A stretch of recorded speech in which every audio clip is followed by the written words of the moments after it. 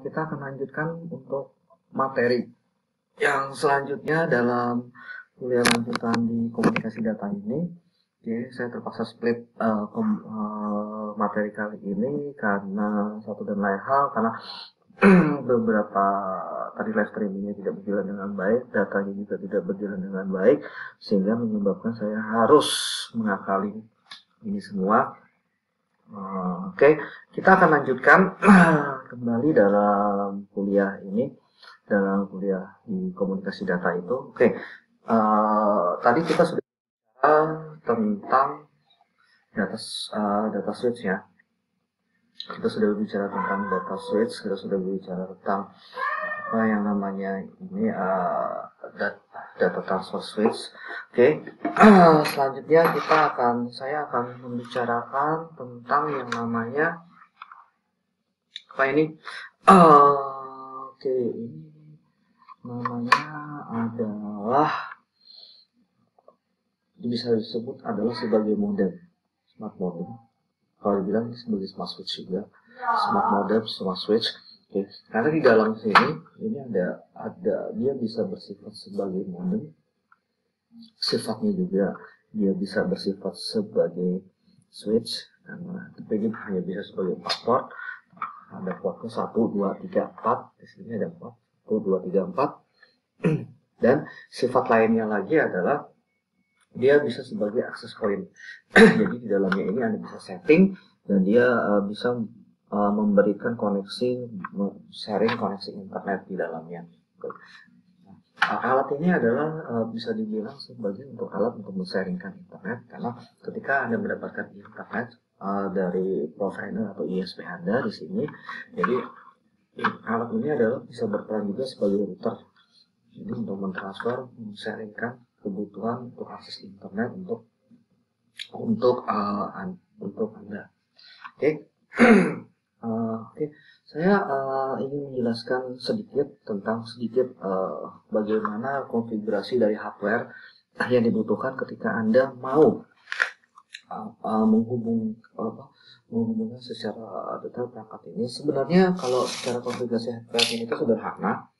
Jadi kalau ketika Anda ini tinggal Anda masukkan di sini, Anda begitu, ini namanya kalau bilang ini adalah kabel fiber optik ya. Ini adalah kabel fiber optik.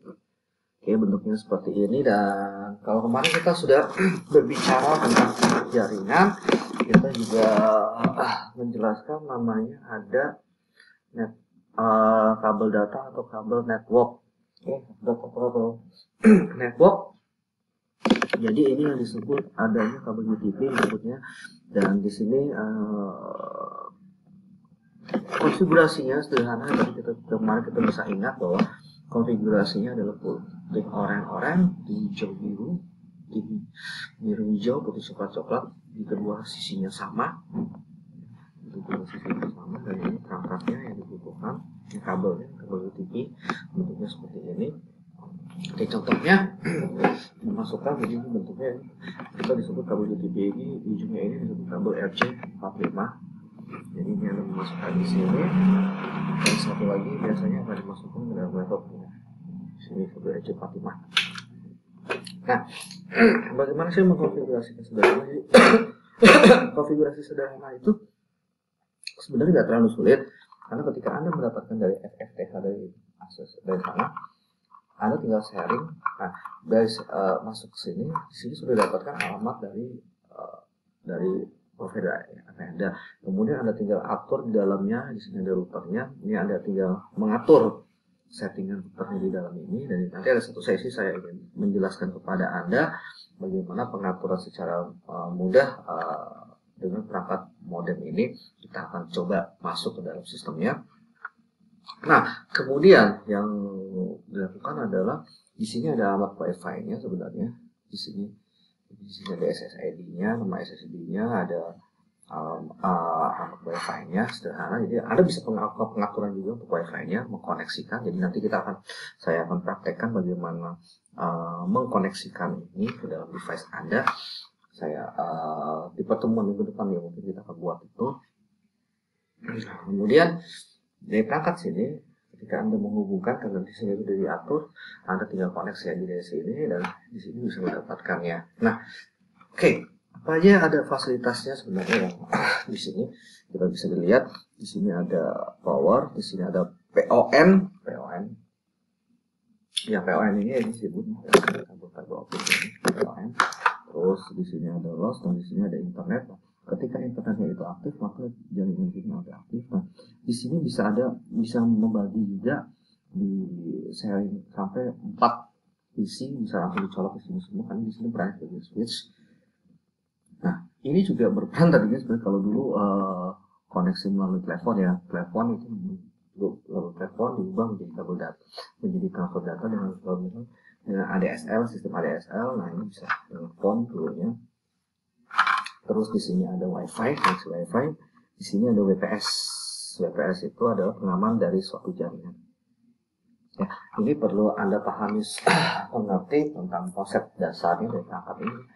Ini bilang, kalau saya bilang ini smart switch, ini alatnya multifungsi, bisa koneksi dari kanan, tapi dia berbasis sekali dengan sistem fiber optik.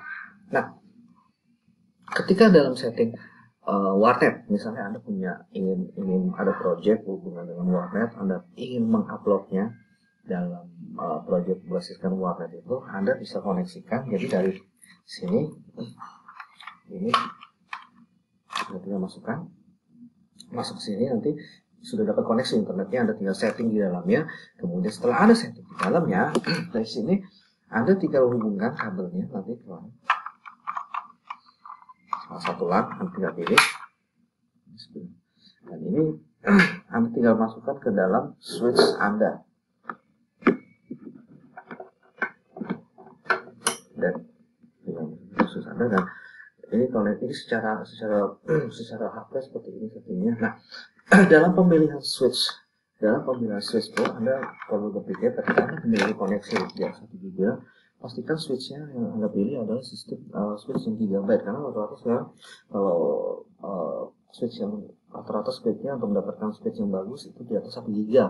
Speednya maksudnya di 1 GB bukan di 100 MB. Kalau Anda cuma menggunakan switch yang 100 MB, ini paling switch kecepatannya tidak begitu maksimal, hanya dapat 100 MB. Jadi walaupun internetnya Anda dapat backbone-nya dari 1 GB, tapi ketika Anda berhubungan dengan 100 MB, Anda hanya mendapatkan speed maksimal di angka 100 MB.